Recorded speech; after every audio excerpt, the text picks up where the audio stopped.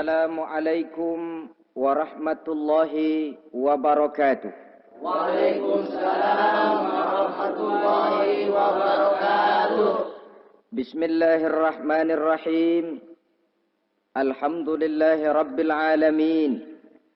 Wassalatu wassalamu ala ashrafil anbiya'i wal mursalin, imamil muttaqin, sayyidil ghurril muhajjalin, sayyidina wa maulana Muhammadin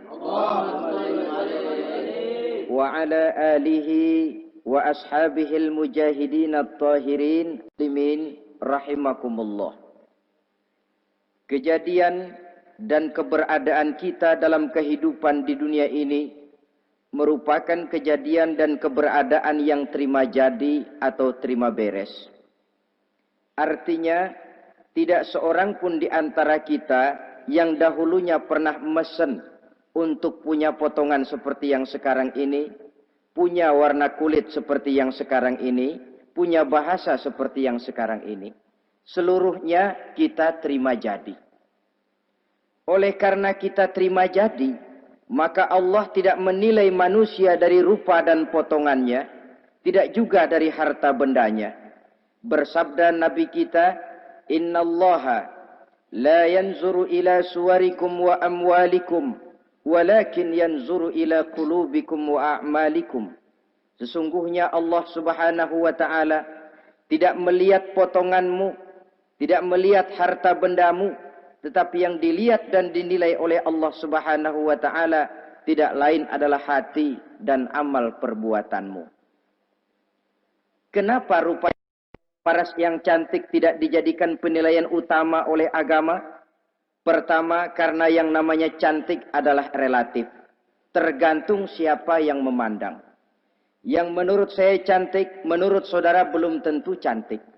Dan yang menurut saudara cantik, menurut saya mungkin jelek, enggak ketulungan. Oleh karenanya, di kalangan para ahli cinta ada perbedaan pendapat. Sebenarnya cantik yang bikin orang jatuh cinta atau cinta yang menyebabkan orang jadi cantik. Dua-duanya bisa saja terjadi. Mungkin karena cantik orang lalu jatuh cinta, mungkin sudah kadong cinta biar gempor cantik juga. Tapi yang jelas cantik adalah relatif. Yang kedua, cantik itu temporer, berubah oleh pergeseran masa dan pertukaran waktu. Tidak ada orang makin ke ujung makin cantik. Sekarang dia sedang sweet 17-an, umur 17-an, of course cantik bukan alang kepala. Seluruh yang ada dalam dirinya menjadi syair di kalangan para remaja. Rambutnya katanya ikal berderai, pipinya bakpao dilayang, lalu janggutnya katanya macam lebah bergantung, alisnya macam semut beriring. Kalau dia senyum orang pada lemes. Itu sekarang 2, 30, 40 tahun yang akan datang kalau dia senyum mungkin orang lari semua. Cantik itu temporer. Dan yang ketiga, di atas langit masih ada langit lagi. Di atas yang kita anggap cantik, rupanya masih ada yang lebih cantik lagi. Oleh karena itu, penilaian inti dari agama bukan soal potongan, bukan soal harta benda, tapi hati dan amal perbuatan. Alangkah lebih idealnya lagi kalau hati yang baik dan perbuatan yang baik berada pada rupa yang elok juga. Inilah yang dinamakan kecantikan zahir dan batin. Dan ini yang dimiliki oleh Nabi Allah Yusuf alaihi salam yang akan kita bicarakan pada pertemuan kita kali ini. Pantas kalau pada saat kita berdiri di muka cermin, disunahkan kita membaca doa seperti yang diajarkan Nabi. Allahumma kama hassanta khalqi fahassin khuluki. Ya Allah, sebagaimana telah engkau baguskan rupaku, baguskan juga kiranya akhlak dan budi pekertiku. Supaya kecantikan zahir diiringi dengan kecantikan batin. So apa gunanya zahir yang cantik kalau batinnya berbahaya? Itu yang orang bilang, apa guna katanya berkain batik kalau tidak dengan kebaya? Apa guna berparas cantik kalau melulu bawa bahaya? Saudara-saudara yang saya hormati, Nabi Yusuf alaihi salam diberikan oleh Allah ketampanan zahir dan batin. Artinya, zahirnya beliau memang tampan, batinnya pun memang beliau adalah baik. Dan inilah kebaikan yang berlipat ganda. Kadang-kadang ada orang yang tampangnya sederhana saja, tapi batinnya baik. Itu lebih baik ketimbang yang zahir dan penampilannya baik, tapi batinnya rusak. Maka kebaikan yang dianugerahkan Allah dalam kehidupan ini, sesungguhnya bukan untuk to show only. Bukan cuma untuk sekedar dipamerkan, jadi kebanggaan. Macam kontes ratu-ratuan yang manfaatnya hampir tidak ada. Kecantikan untuk disyukuri. Kecantikan untuk digunakan kepada hal-hal yang bermanfaat sesuai dengan perintah dari yang memberikan kecantikan itu. Saudara-saudara yang saya hormati, Nabi Yusuf alaihi salam seorang nabi yang oleh Allah diberikan kecantikan zahir dan juga kecantikan batin. Beliau adalah putra dari Nabi Yakub, dari Nabi Ishak, dan dari Nabi Ibrahim alaihi salam. Artinya, ayah beliau bernama Nabi Yakub, kakeknya adalah Nabi Ishak, dan datuknya adalah Nabi Ibrahim alaihi salam. Ia bersaudara sebanyak 11 orang. Dari orang saudaranya ini hanya satu yang seibu sebapak, yaitu Benyamin. Sedangkan yang lain adalah saudara dari lain ibu. Nah, sejak kecil Nabi Yusuf ini sudah memperlihatkan tanda-tanda bahwa di kelak kemudian hari dia akan tumbuh menjadi seorang besar. Sebab itu wajar kalau ayahnya memberikan perlakuan yang agak istimewa kepada Nabi Yusuf. Dan ini tentu memancing sifat iri dari saudara-saudaranya yang lain. Apalagi pada satu malam Nabi Yusuf di kala remaja itu pernah mimpi. Mimpi ini beliau ceritakan kepada ayahnya. Kata beliau, "Ya abati, inni ra'aitu ahada asyara kawkaba wasyamsa wal qamara ra'aituhum li sajidin." Jadi satu hari Nabi Yusuf cerita kepada ayahnya, "Ayah, saya mimpi." Mimpi apa Yusuf? "Saya melihat dalam tidur saya ada 11 bintang, lalu matahari dan bulan. Saya lihat seluruhnya sujud kepada saya." Ayahnya mendengar mimpi ini, mengerti takwil. Lalu pesan kepada Nabi Yusuf, "Yusuf, mimpi ini jangan kau ceritakan kepada saudara-saudaramu. Mereka sudah punya pandangan yang tidak baik kepada dirimu. Kalau ini kau ceritakan, mungkin akan membahayakan bagi dirimu." Sebab rupanya, saudara-saudaranya yang lain ini iri hati kepada Nabi Yusuf. Yang memiliki keistimewaan dan mendapat perhatian istimewa juga dari orang tuanya. Saudara, kita tahu ini sesuatu yang wajar dalam kehidupan. Pepatah bilang, "Likulli zi ni'matin mahsudun." Tiap kali kita mendapat suatu nikmat, bakal ada orang yang hasud. Iri hati, dengki. Itu watak kehidupan. Kalau kita jatuh miskin, orang tepuk tangan. Kalau kita jadi kaya, orang tanya berdukun kemana. Wajar saja. Likulli zi ni'matin mahsudun. Tiap kali kita mendapat suatu nikmat, tentu ada yang hasud, ada yang iri, ada yang tidak senang.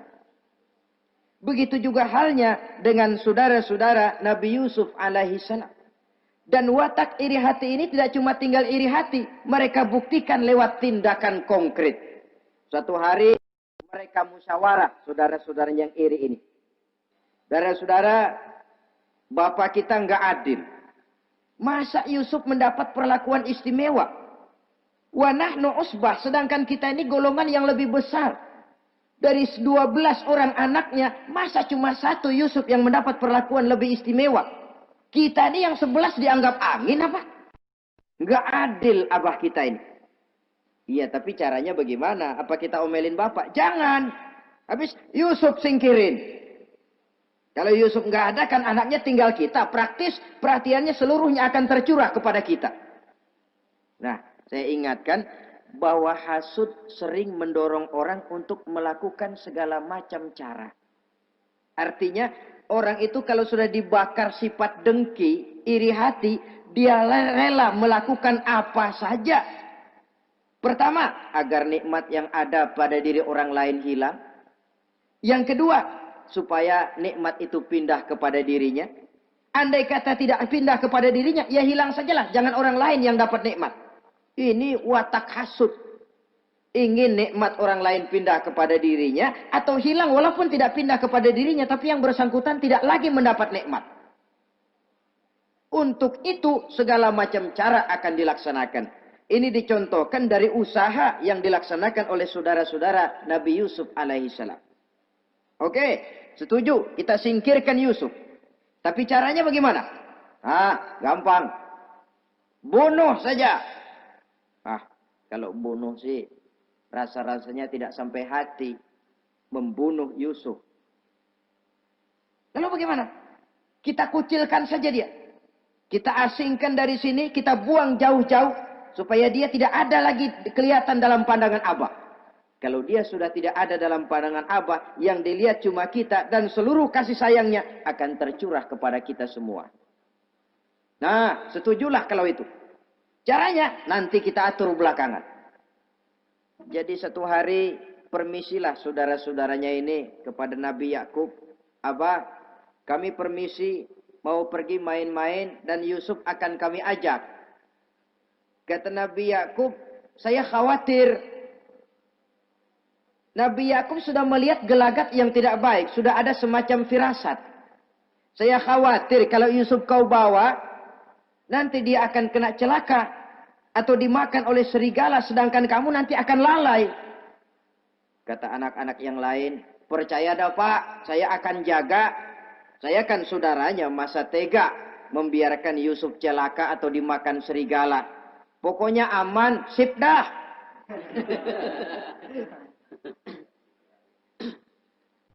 Akhirnya Nabi Yakub mengizinkan. Pergilah 12 bersaudara ini pergi bermain-main. Mula-mula berkejar-kejaran, Yusuf ikut main kejar-kejaran. Lantas buka baju, Yusuf ikut buka baju.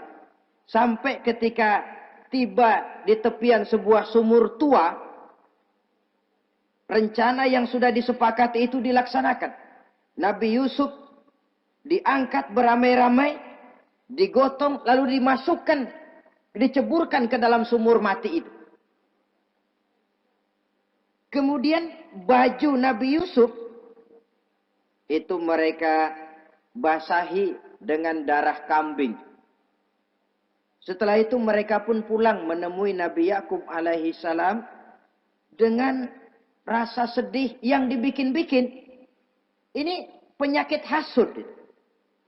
Jadi kalau orang hasud kepada kita, begitu kita mendapat kesulitan, dia datang dengan air mata buaya. Belagak sedih, belagak ikut berduka cita, padahal sih hatinya sorak. Padahal batinnya girang bukan main. Pak, saya ikut berduka cita, Pak, saya ikut sedih. Padahal hatinya biar mampus loh. Ini yang dilakukan oleh saudara-saudara Nabi Yusuf. Mereka datang dengan air mata berurai, nangis, Abah. Ketika kami sedang main-main, Abah, kami lupa. Kami tinggalkan Yusuf sendirian. Ketika kami balik, kami cuma mendapati bajunya sudah berlumur darah. Barangkali saudara kami Yusuf dimakan oleh serigala. Nabi Yakub tercenung. Ternyata firasatnya adalah benar. Baju Nabi Yusuf itu yang berlumur darah kambing, buatan saudara-saudaranya yang hasud tadi, diciumi dan dipeluk oleh Nabi Yakub. Kepedihan seorang ayah yang ditinggalkan oleh anak tercintanya. Saudara, adapun Nabi Yusuf alaihi salam tercebur di sumur mati itu. Sampai pada satu hari ada khalifah, ada kafilah niaga dari negeri Madian hendak menuju ke negeri Mesir, lewat di tempat itu. Ketika salah seorang mereka bernama Malik bin Zo'ar hendak mengambil air, timba diturunkan ke dalam sumur. Begitu diangkat, ini air kok berat amat. Makin diangkat, makin berat. Sampai di atas, bukan air, orang isinya. Ada orang di ember. Dia lihat rupanya sangat tampan, elok, cantik. Ini barangkali anak bangsawan ini. Parasnya begini cantik, begini tampan. Ini kalau dijual di Mesir nanti tentu harganya mahal nih. Order nih. Objek. Maka dibawalah Yusuf ini ke negeri Mesir. Setibanya di sana diperjualbelikan sebagai budak belian. Nah, nasib baik rupanya Yusuf ini ketika terjadi pelelangan dibeli oleh seorang pembesar istana, seorang menteri yang bernama Kitfir. Kitfir melihat, ini cantik anak remaja ini. Tampangnya elok, parasnya indah, kelihatannya budi pekertinya pun halus. Kita ambil saja ini, kata Kitfir kepada istrinya Zulaikha. Kita angkat dia jadi anak, siapa tahu nanti dia memberikan manfaat yang besar bagi kita. Baiklah, baiklah. Dan sejak saat itu, Yusuf dipelihara di rumah Kitfir dalam istana yang tinggal bersama istrinya Zulaikha. Menurut satu riwayat, 10 tahun lamanya Nabi Yusuf tinggal di tempat Kitfir. Dan selama 10 tahun itu tentu terjadi perkembangan baik jasmaninya maupun rohaninya. Dari anak-anak ia berubah menjadi remaja lalu meningkat ke arah dewasa. Makin matang kedewasaannya, makin tampan dan elok parasnya, makin cantik budi pekertinya, ditempa oleh watak kenabian yang disiapkan oleh Allah Subhanahu wa taala. Sehingga tidak heran ketampanan Nabi Yusuf ini lalu jadi buah bibir di kalangan istana. Tidak cuma anak perempuan bangsawan, tidak cuma istri para penguasa, sampai kepada kelompok orang awam selalu berandai-andai, kalau saja andai kata umpama saya bisa berdampingan dengan Yusuf, kalau saja. Kata-kata kalau saja ini keluar dari perempuan-perempuan yang melihat Yusuf alaihissalam. Dan yang unik, kecantikan Nabi Yusuf itu, kalau dia berdampingan dengan orang yang jelek, si jelek ini ikut sedikit cantik. Biasanya kan kalau ada orang ganteng, duduk berdampingan sama orang jelek, ganteng makin kelihatan kegantengannya, yang jelek makin demek. Itu biasanya. Tapi kecantikan Nabi Yusuf ini tidak mengangkat orang lain. Nah, rupanya yang tertarik kepada ketampanan Nabi Yusuf ini tidak cuma perempuan-perempuan lain, juga termasuk Siti Zulaikha, istri daripada Kitfir, yang merupakan ibu angkatnya. Kalau pada mulanya Zulaikha merawat Nabi Yusuf sejak kecil dengan harapan nanti akan membawa manfaat. Setelah dilihatnya makin lama makin tampan, makin lama makin cantik, makin lama makin rupawan. Berubah rupanya rasa kasih sayang seorang ibu menjadi kasih sayang seorang perempuan kepada laki-laki. Dia merindukan saat-saat di mana dia bisa mencurahkan rasa hatinya itu kepada Nabi Yusuf alaihi salam. Hampir-hampir nyaris Zulaikha ini, kalau istilah anak muda barangkali, siang jadi kenangan, malam jadi impian. Kemanapun dia pergi, bayangan Yusuf juga yang selalu menggodanya. Selalu ditunggunya saat-saat yang mungkin untuk dia bisa menyampaikan hasrat hatinya kepada Nabi Yusuf alaihi salam. Dan saat itu pun datang. Satu hari Kitfir harus menghadiri persidangan negara. Rumah besarnya lenggang, para pembantu kebetulan tidak seorang pun ada di dalam. Inilah saat yang ditunggu-tunggu oleh Zulaikha. Keluarlah ia dari kamarnya dengan pakaian yang tipis sewarna dengan warna kulitnya, sehingga pakaian dalamnya nyaris tembus. dengan langkah yang diatur sedemikian rupa, memancing rangsangan, ia datang menghampiri Yusuf alaihi salam. Lalu dengan suara lemas memelas, ia pun memanggil Yusuf. Ada apa tuanku? Sini yang. Kalau bahasa kita. Melihat mendengar suaranya yang lain dari hari-hari biasa. Apalagi melihat pakaian Zulaikha yang begitu tipis. Jantung Nabi Yusuf berdetak sangat cepat. Darah mengalir dengan cepat. Maklum, beliau juga manusia, laki-laki, normal terlepas dari kenabiannya. Jantungnya dak-dik-duk. Kemari Yusuf, sini. Ada apa tuanku? Sudah lama Yusuf. Lama apa tuanku? Saya memendam rindu kepadamu Yusuf. Siang malam engkau juga yang jadi tumpuan harapan saya. Kemanapun saya pergi seakan wajahmu juga yang saya lihat Yusuf. Tidur saya jadi tak nyenyak. Makan saya tak pernah membawa kekenyangan Yusuf. Tidur yang biasanya mendatangkan semangat seolah semuanya pergi meninggalkan saya Yusuf. Hembusan sepoi pagi mengusap bunga merekah dalam taman yang biasanya membawa keindahan. Semuanya telah berganti dengan keindahan wajahmu Yusuf. Sinilah sebentar penuhi hasrat hati saya. Saya segan tuanku. Segan kenapa Yusuf? Saya tidak mau mengkhianati Tuhan saya yang telah berbuat baik kepada saya. Apakah saya juga tidak pernah berbuat baik kepadamu? Benar, Tuhan juga berbuat baik kepada saya. Tapi pantang saya mengkhianati majikan saya. Yusuf, sekarang kesempatan yang baik.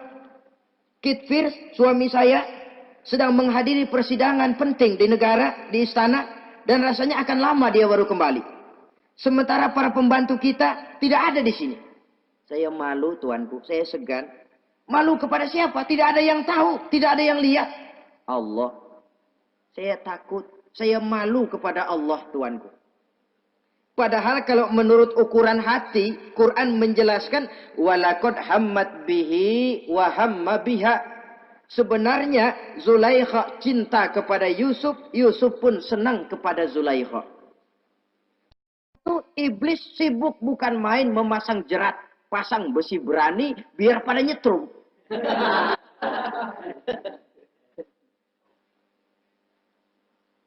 Zulaikha senang Yusuf, Yusuf sebenarnya pun secara manusiawi menyenangi Zulaikha. Walaula an ra'a burhana rabbih. Tapi Yusuf ketika itu melihat larangan Allah, peringatan Allah. Seolah-olah dia lihat Allah mengatakan Yusuf, ini letter S. Dilarang parkir di sini. Menurut satu riwayat, Nabi Yusuf melihat ayahnya, Nabi Yakub melambai-lambaikan tangan menyetop. Seolah-olah melarang dia meneruskan langkahnya. Riwayat lain menjelaskan, seolah-olah Nabi Yusuf dibisiki oleh malaikat Jibril. Yusuf, kalau kamu kalah sekarang, kamu sama saja gajah kemasukan semut di kupingnya terus mati. Tapi kalau kamu menang, kamu adalah gajah yang tidak terkalahkan. Ada semut mati oleh, ada gajah mati oleh semut. Alangkah memalukan. Binatang yang begitu besar jatuh hanya oleh binatang yang begitu kecil. Artinya apa? Kau akan jadi orang besar Yusuf. Apakah harus gagal dan jatuh cuma karena bujuk rayu seorang perempuan macam ini? Satu riwayat menjelaskan semacam itu. Sehingga mantap Yusuf, maaf tuanku, saya malu kepada manusia, saya malu kepada majikan, tapi saya lebih malu lagi kepada Allah. Saat ini majikan tidak tahu, orang seorang pun tidak ada yang lihat, tapi Allah pasti lihat. Itu yang saya malu. Ah Yusuf, jangan sok kalem. Mumpung situasi mengizinkan, mubazir nih. Zulaikha pun berangkat pergi ke tempat pembaringan, ke tempat tidur. Lalu dengan pose yang merangsang, aduhai, melambai-lambaikan tangannya, hai talak, Yusuf sini, Yusuf kemari. Nabi Yusuf dipelihara oleh Allah. Ketika Nabi Yusuf tetap menampakkan keengganannya, Zulaikha jadi berang. Ya namanya istri pembesar ditolak oleh anak muda yang menurut penilaian dia nggak ada apa-apanya. Lu kan kecemplung di sumur, gua pungutin. Cuma sekedar segini aja nggak mau nurutin. Kebangetan amat. Bukan Zulaikha kalau nggak nekat. Dia bangun dari pembaringannya. Gemes. Dia hampiri Yusuf. Kalau cara kita diunyeng Yusuf itu. Dipaksa. Nabi Yusuf berlari ke arah pintu. Ditarik bajunya dari belakang oleh Zulaikha. Sobek belakang bajunya ini. Begitu baju sobek. Pintu terbuka. Kitfir suami Zulaikha datang. Orang Arab bilang yumsak mablul. Ketangkep basah. Ketangkep basah. Merah padam muka Zulaikha. Sementara Kitfir pun matanya merah. Tapi Nabi Yusuf tenang-tenang saja. Ya wong nggak salah. Tenang-tenang saja Nabi Yusuf. Bukan tenang karena pengalaman. Tenang karena memang tidak berbuat yang negatif. Kadang-kadang ada juga yang tenang tapi pengalaman. Oh buaya itu. Kita ketahuan kepentok, ketangkep hansip, anteng aja. Itu bukan nggak salah, badak. Nabi Yusuf tenang karena memang tidak berbuat salah apapun. Nabi Yusuf tenang karena yakin dirinya benar. Sehingga mantap menghadapi kedatangan Kitfir yang sangat tiba-tiba itu. Adapun Zulaikha ketika melihat suaminya berdiri di muka pintu, cepat-cepat dia berubah siasat. Inilah salah satu kelihayan makhluk bernama perempuan. Dia pandai bersalin rupa, dia pandai bermain minyak di atas air. Melihat suaminya datang, roman mukanya pun menjadi sedih. Air mata berurai membasahi pipi. Papa, katanya. Apa balasan bagi orang yang mau menistakan istri papa? Maksudmu apa, Zulaikha? Yusuf gile. Dia mencari kesempatan dalam kesempitan.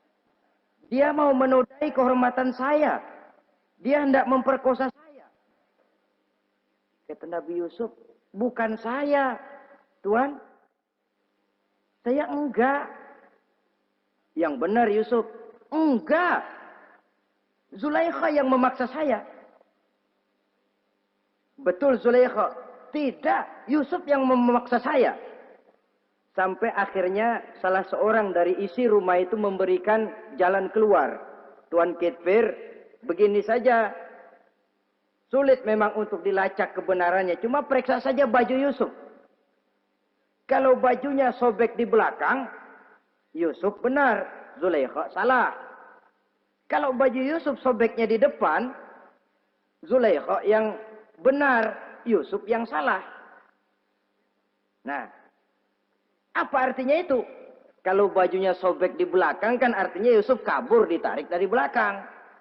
Tapi kalau bajunya sobek di depan, itu artinya Zulaikha nyakar-nyakarin baju Yusuf dari depan. Lihat saja, pokoknya kalau bajunya sobek di belakang, Yusuf benar, Zulaikha salah.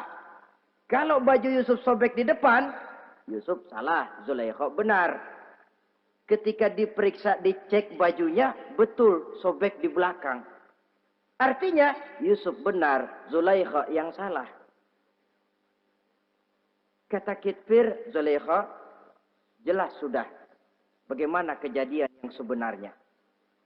Oleh karena itu, bertaubatlah kamu kepada Allah. Dan kau Yusuf, jangan ceritakan peristiwa aib ini kepada siapapun. Untuk menjaga nama baik kita bersama. Baik Tuan. Saudara-saudara kaum muslimin yang saya hormati. Tapi ya bagaimana? Serapi-rapinya menyimpan barang busuk, toh akhirnya tercium juga. Gosip ini Akhirnya tersiar di mana-mana, terutama di kalangan para pembesar. Sehingga kalau kumpul para istri pejabat, Zulaikha jadi bahan gunjingan. Kan main bini menteri demen sama budaknya. Nggak salah apa tuh? Jadi bahan ejekan. Ya sebab tentu ukuran mereka yang belum pernah ngelihat Yusuf, kalau duren ketemu duren dong. Masa duren ketemu ketimun ya bonyok. Artinya nggak seimbang. Masa istri bangsawan tergila-gila sama anak angkatnya, sama budak beliannya, nggak masuk rasio itu. Zulaikha dengar berita macam itu. Sampai dalam hatinya, pantas saja kamu ngenyek saya, kamu meremehkan saya, karena kamu belum pernah lihat potongan Yusuf bagaimana. Akhirnya dalam hati Siti Zulaikha ini timbul semacam dendam. Suatu saat gua kerjain lo. Caranya gimana? Satu hari para istri bangsawan ini diundang ke tempat Siti Zulaikha. Duduk di satu ruangan luas. Setelah duduk dihidangkan makanan. Makanannya aneh. Cuma buah sama pisau. Ketika buah dan pisau sudah siap, satu orang satu. Ketika mereka sedang mengupas itu, Zulaikha berkata kepada Nabi Yusuf, Yusuf, kau jalan dari sini ke sana, melintas, kayak peragawati gitu. Untuk apa Tuhan? Pokoknya jalan aja dah. Nabi Yusuf jalan. Sejak beliau melangkah ke ruangan itu, semua mata perempuan-perempuan bangsawan yang lagi ngupas buah, semuanya tertuju kepada Yusuf. Ada yang matanya emang buluk, makin buluk. Ada yang ngeliatin campur mulutnya menganga. Apa kata mereka? Falamma ra'ainahu akbarnahu wa qatta'na aydiyahunna wa qulna hasya lillah ma hadza bashar in hadza illa malakun karim. Falamma ra'ainahu, ketika perempuan-perempuan itu melihat Yusuf, akbarnahu, mereka agungkan Yusuf. Wa qulna hasya lillah, mereka bilang, ini sih bukan orang nih. Ini malaikat nih. Bukan orang. Nah, orang segini cakepnya. Artinya belum pernah mereka lihat paras yang secantik dan setampan itu. Akibatnya apa? Nggak berasa mau motong buah keiris tangan. Rata-rata perempuan yang ada di situ tangannya pada luka. Kenapa? Mau motong buah, mata kemana, mulut kemana, tangan kepotong. Melihat itu semua, Zulaikha puas. Nah, kamu baru melihat sekejap. Bagaimana saya yang siang malam melihat Yusuf? Bagaimana saya yang tiap saat hidup bersamanya? Bagaimana saya nggak merindukan dia? Ente yang baru pernah ngelihat sekelebatan udah motong tangan. Saya yang tiap hari sama-sama dia nggak celeng juga udah pantas. Saudara-saudara kaum muslimin yang saya hormati. Akhirnya untuk menjaga nama baik keseluruhannya, Nabi Yusuf pun mengalah. Karena berita ini sudah tersiar, Yusuf dipojokkan, tidak cuma sekedar dipojokkan, beliau dimasukkan ke dalam penjara. Tapi apa kata beliau? Rabbis sijnu ahabbu ilayya mimma yad'unani ilai. Ya Allah, kalau memang karena resiko penolakan saya terhadap ajakan Zulaikha menyebabkan saya harus masuk penjara, penjara lebih saya sukai. Penjara lebih saya cintai ketimbang ikut kemauan Zulaikha. Saudara-saudara, kadang-kadang kita berpikir, kalau kesempatan itu datang kepada kita, mampukah kita menjatuhkan pilihan seperti pilihan Nabi Yusuf ini? Lebih baik penjara ketimbang mengikuti bujuk rayu perempuan untuk melakukan perbuatan yang menyeleweng ini. Ini yang dipilih oleh Nabi Yusuf. Tegar. Kalau memang sebagai resikonya saya harus masuk penjara, penjara lebih saya cintai, penjara lebih saya suka daripada mengikuti bujukan Zulaikha. Teguh karena suatu prinsip. Bukankah dalam perjuangan menegakkan akidah, Kadang kita mendapat piala, tapi tak jarang kita berhadapan dengan penjara. Kadang kita disanjung, kadang kita dicaci. Itu romantika perjalanan dari yang namanya perjuangan. Tapi pilihan harus ada. Ketimbang ikut bujuk rayu perempuan yang mengajak melakukan perbuatan serong, penjara lebih saya cintai. Sudah pada saat hendak diajak tidak ada yang melihat, beliau menolak. Akibat penolakannya pun masuk penjara, tapi penjara lebih menyenangkan hatinya. Ketimbang hidup merdeka, tapi jiwa terpenjara. Inilah Nabi Yusuf barangkali. Biar badan masuk penjara, asal jiwa merdeka. Kita sekarang sebaliknya. Jiwa terpenjara tidak jadi soal, asal badan merdeka. Maka jiwa kita sering dijajah. Entah dijajah harta, entah dijajah pangkat dan jabatan, entah dijajah iblis. Jiwa kita yang terpenjara, sementara badan kita merdeka. Nabi Yusuf tidak. Biarlah badan di penjara, asal jiwa merdeka untuk menegakkan sesuatu yang hak. Saudara-saudara yang saya hormati. Adapun di dalam penjara itu, Nabi Yusuf satu sel dengan 2 orang bekas pelayan istana yang dituduh menaruh racun ke dalam hidangan yang hendak disajikan kepada raja. Yang satu tukang ngatur minuman, yang satu tukang ngatur makanan untuk raja. Siapa yang naruh racun nggak jelas, tapi dua-duanya ditahan. Nah, sampai satu malam, teman satu sel ini dua-duanya ngobrol kepada Nabi Yusuf. Yusuf, kami ini dipenjara karena dituduh menaruh racun ke dalam hidangan yang dihidangkan kepada baginda raja. Siapa yang salah, kami sendiri tidak tahu. Saya enggak ngerasa naruh racun, kata yang tukang ngatur minum. Saya juga enggak, kata yang tukang ngatur makan. Sampai satu malam, mimpi. Mimpi itu diceritakan kepada Nabi Yusuf. Kata yang tukang ngatur minuman, Yusuf, saya mimpi. Saya memeras anggur, lalu menghidangkannya kepada baginda raja. Apa arti mimpi saya? Kata yang tukang hidangin makanan, kalau saya Yusuf, saya ngimpi menjunjung roti di atas kepala saya, itu roti dipatokin burung. Apa arti mimpi saya? Saudara-saudara, Nabi Yusuf tersenyum. Adapun kamu yang mimpi memerah anggur, kamu akan keluar dari penjara bebas dan akan kerja lagi di istana. Adapun kamu yang mimpi menjunjung roti dipatokin burung, kamu akan dihukum mati, disalib dan kepalamu akan dipatokin oleh burung. Ini tukang roti ngotot, bisa aja lu ah. Ya lempengan apes ramalannya. Ya bukan soal bisa nggak bisa, lihat aja kenyataannya. Cuma kepada kamu yang tukang ngatur minuman, saya pesan, kalau nanti kamu bebas kembali di istana raja, tolong ceritakan ehwal saya kepada baginda raja ini. Saya mendekam di penjara ini tanpa berbuat salah apapun. Baik, insya Allah Yusuf. Dan ketika persidangan memutuskan, seperti tepat yang diramalkan Nabi Yusuf. Si tukang menghidangkan makanan dihukum mati, si tukang menghidangkan minuman kembali kerja di istana.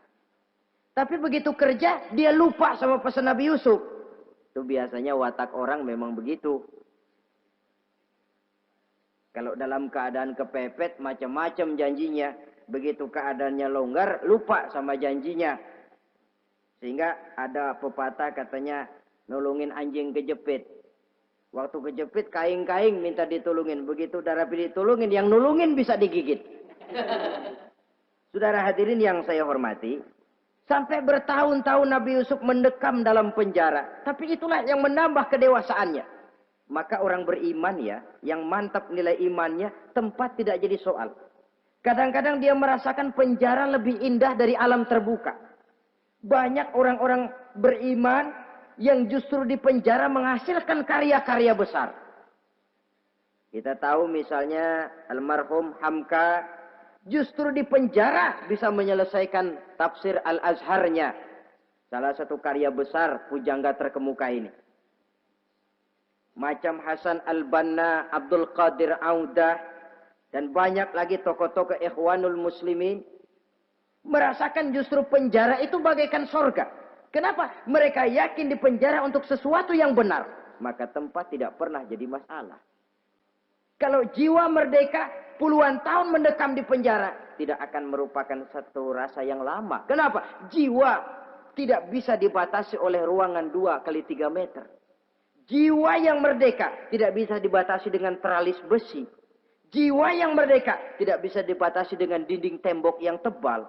Jiwa yang merdeka mengembara, melanglang buana, mencari idealisme yang ada dalam dirinya.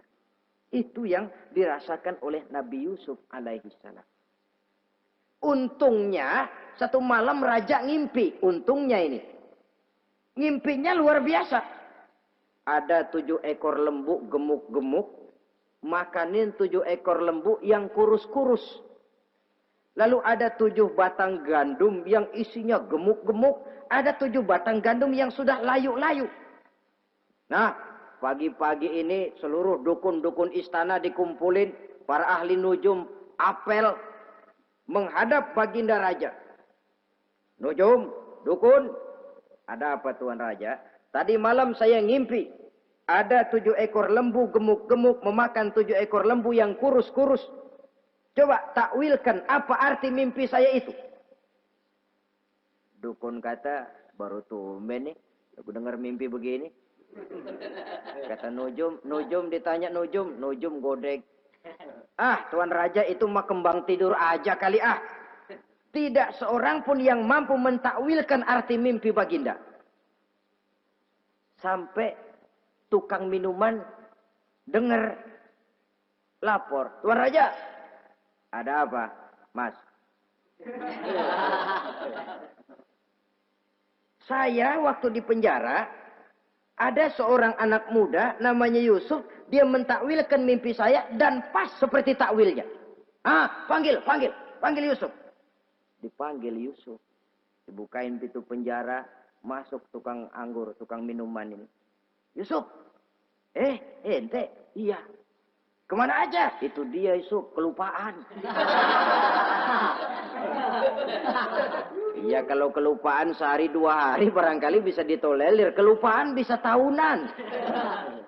Cuma begitu dengar ada mimpi, pikir tukang minuman. Ah, kali aja ini Yusuf bisa takwilkan, kan jasa saya nemuin Raja sama Yusuf kan. Komisi lumayan. Begini Yusuf, baginda raja mimpi begini-begini. Barangkali kau bisa takwilkan, kau dipanggil menghadap Tuan Raja. Berangkatlah Yusuf menghadap Tuan Raja. Sesampainya di sana, mohon maaf Tuan Raja. Menurut takwil saya, arti mimpi Tuan Raja itu akan datang satu masa di mana 7 tahun lamanya negara ini subur, makmur, aman, tentram, gemah, repah, loh jenawi, toto tentrem kertora harjo. Tapi akan datang setelah itu 7 tahun lamanya di mana musim kemarau membahana, tanah menjadi kering, gagal, rakyat diancam kelaparan. Dan kita harus siap-siap untuk itu.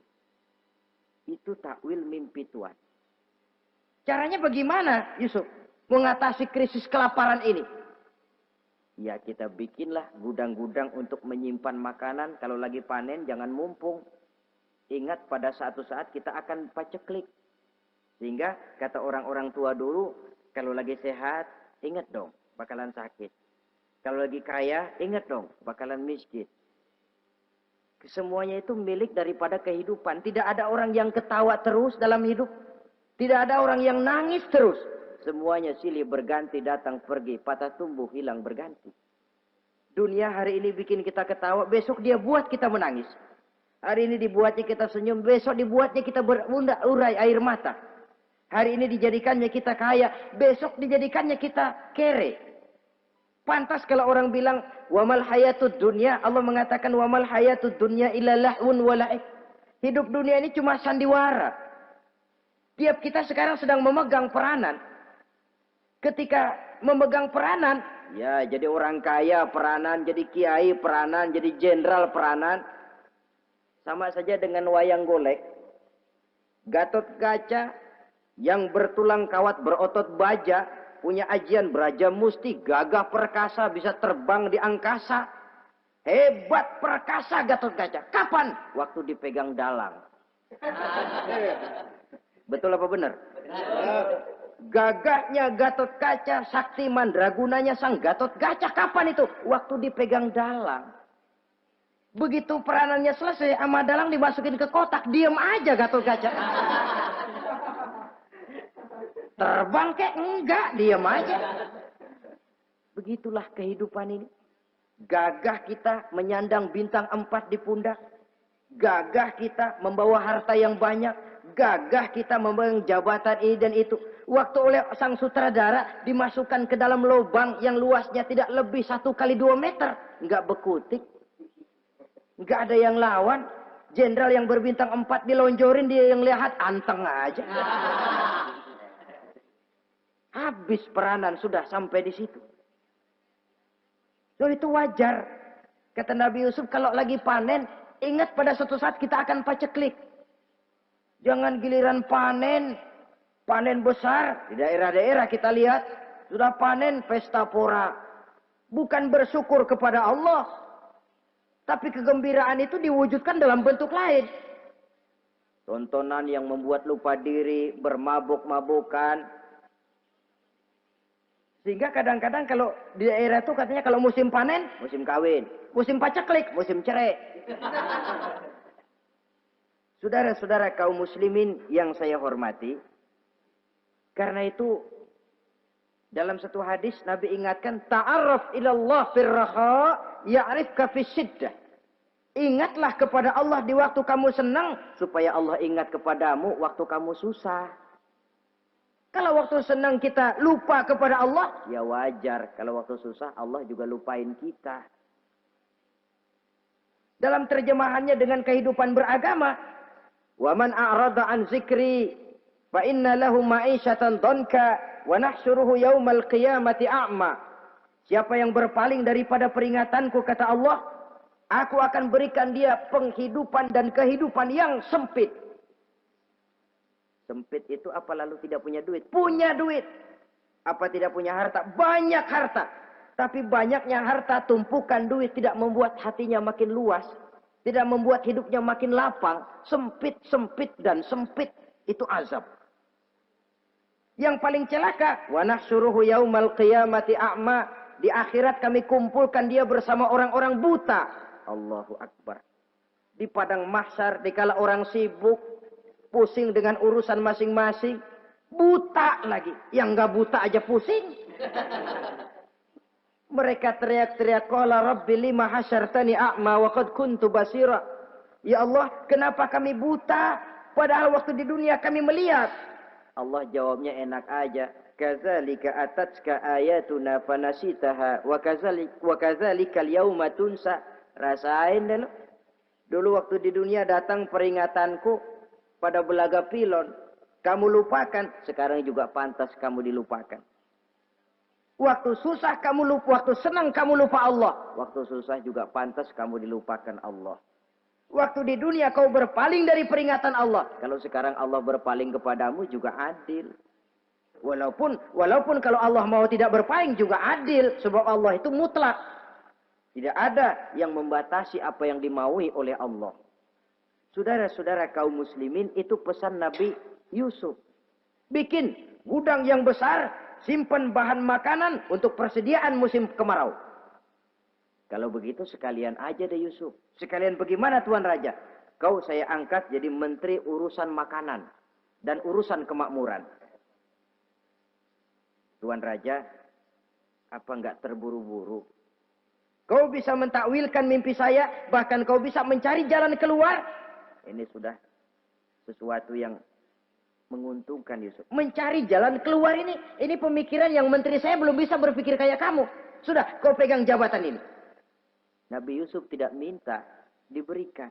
Dan memang ada pesan, jangan memberikan jabatan kepada orang yang meminta. Tuh, kalau orang sudah minta tentu ada pamrih dan ada tendensi. Jangan memberikan jabatan kepada orang yang banyak ngeluarin duit untuk mencapai jabatan itu. Sebab apa? Kalau orang mendapat satu jabatan karena banyak ngeluarin duit, maka pekerjaan pertama yang akan dilakukan setelah mencapai jabatan itu ialah dia akan berpikir, bagaimana caranya biar modal gua pulang. Orang jadi gubernur, jadi menteri karena banyak ngeluarin duit. Belum dia sempat kerja buat kepentingan rakyatnya. Dia lebih dulu akan berpikir bagaimana duit yang saya keluarin supaya pulang. Sisanya kalau ada, barulah untuk kepentingan rakyat. Itu pun kalau keburu. Saudara-saudara yang saya hormati, Nabi Yusuf tidak pernah minta jabatan. Raja memberikan jabatan itu. Dan tepat seperti takwil beliau, musim kemarau datang, rakyat dilanda kelaparan, lalu berbondong-bondong ke istana mencari bahan makanan. Yusuf langsung mendrop bahan makanan ini. Alhasil saudara-saudara, bahaya kelaparan ini sampai juga ke daerah tempat di mana Nabi Yakub tinggal. Lalu beliau utus anak-anaknya. Saya dengar di negeri Mesir ada seorang menteri muda yang tampan dan baik hati. Pergilah kau ke sana dan mintalah makanan darinya. Berangkatlah mereka ini. Saudara-saudara, Nabi Yusuf lihat, ini saudara-saudara saya ini yang dulu nyeburin saya ke sungai. Sekarang pada antri minta jatah makanan. Kalau kita lagi di atas ngelihat orang di bawah kan enak. Yang bawah kelagapan. Kayak orang sedang berkuasa, namanya lagi berkuasa, ngomong apa juga benar. Orang kalau lagi berkuasa, kentut bagus masih. Tapi kalau sudah jatuh, jangankan apalagi buang angin, batuk aja diomelin. Miskin batuk melulu lah. Di atas itu, posisi di atas gampang buat mob. Andai kata Nabi Yusuf waktu itu mau menteror, membalas saudara-saudaranya, kesempatan emas. Tapi memang hatinya, hati yang mulia, jiwanya jiwa yang besar. Diberinya saudara-saudaranya itu makanan. Tapi dia tidak memperkenalkan diri dan saudaranya pun tidak mengenali kalau itu Yusuf. Kalau kita kan yang enak. Ingat nggak dulu? Saya diceburin ke sumur. Sekarang gantian ya. Ayo baris lo, gue ceburin atu-atu. Nabi Yusuf tidak. Diberinya saudaranya makanan. Lalu pesan. Lain kali kalau kemari lagi mau mengambil makanan, saudaramu yang namanya Benyamin bawa ke sini. Tanpa dia saya nggak mau ngasih makanan lagi. Ya sudah, pulang saudara-saudaranya ini lapor kepada Nabi Yakub. Abah, itu menteri pesan kalau kamu yang mau ngambil makanan lagi Benyamin harus dibawa. Kalau nggak dibawa kami nggak akan dikasih makanan. Nabi Yakub curiga lagi. Dulu Yusuf hilang. Sekarang nih Benyamin ini saudara sekandung Nabi Yusuf. Kalau yang lain satu bapak lain ibu. Tapi dengan Benyamin ini satu ibu satu bapak. Ini Benyamin mau digituin lagi. Bagaimana? Pokoknya Pak yang dulu-dulu kami udah tobat dah. Sekarang mah bener-bener banget dah nih. Biasanya sekali lancung ke ujian itu. Seumur hidup orang nggak percaya. Sampai akhirnya Benyamin pun dibawa ke sana. Saudara-saudara yang saya hormati, terjadilah pertemuan Yusuf dengan Benyamin. Dan akhirnya saudara-saudaranya ini dijelaskan siapa menteri itu sebenarnya. Diminta menjemput Nabi Yakub. Bertemulah Nabi Yusuf dengan ayahnya Nabi Yakub alaihi salam. Adapun Kitfir sudah lama meninggal. Zulaikha pun sudah menjadi janda. Namun dalam jandanya dia tetap merindukan Yusuf siang dan malam. Didambakannya kapan saat pertemuan akan terjadi. Sampai ketika satu hari didengarnya Yusuf akan meninjau satu daerah, dia sudah diri paling depan. Ketika Yusuf lewat, dia nyindir dengan katanya, Maha suci Allah yang memuliakan orang yang takwa dan menghinakan orang yang berdosa. Merasa ada sindiran, Yusuf nengok. Zulaikha kan? Iya Yusuf. Kitfir bagaimana? Sudah meninggal. Lalu keperluan apa sekarang? Saya cuma memerlukan engkau Yusuf. Saudara-saudara, Nabi Yusuf akhirnya kawin dengan Zulaikha yang cantik, menawan. Dan rupanya setelah kawin itulah Nabi Yusuf baru tahu bahwa Kitfir ternyata tidak bisa berfungsi sebagai suami. Dengan kata lain, puluhan tahun Zulaikha kawin dengan Kitfir tetap perawan. Utuh, awet. Rupanya Kitfir liwat terus dan numpang liwat, nggak pernah mampir. Dan sejak saat itu berbahagialah Nabi Yusuf dengan Siti Zulaikha. Kita ambil hikmah dari riwayat singkat ini. Pertama, kecantikan zohir lebih penting, kecantikan batin lebih penting dari kecantikan zohir. Alangkah lebih baik lagi kalau kecantikan zohir itu berpadu dengan kecantikan batin. Karena dalam pandangan Islam, Allah tidak menilai manusia dari rupa dan harta, tetapi dari hati dan amal perbuatan. Yang kedua, bahwa ujian dan cobaan yang diterima Nabi Yusuf tetapi dihadapi dengan ketabahan, pada akhirnya menghasilkan kebahagiaan. Kebahagiaan dunia dan kebahagiaan akhirat. Inilah saja pertemuan yang singkat ini. Mudah-mudahan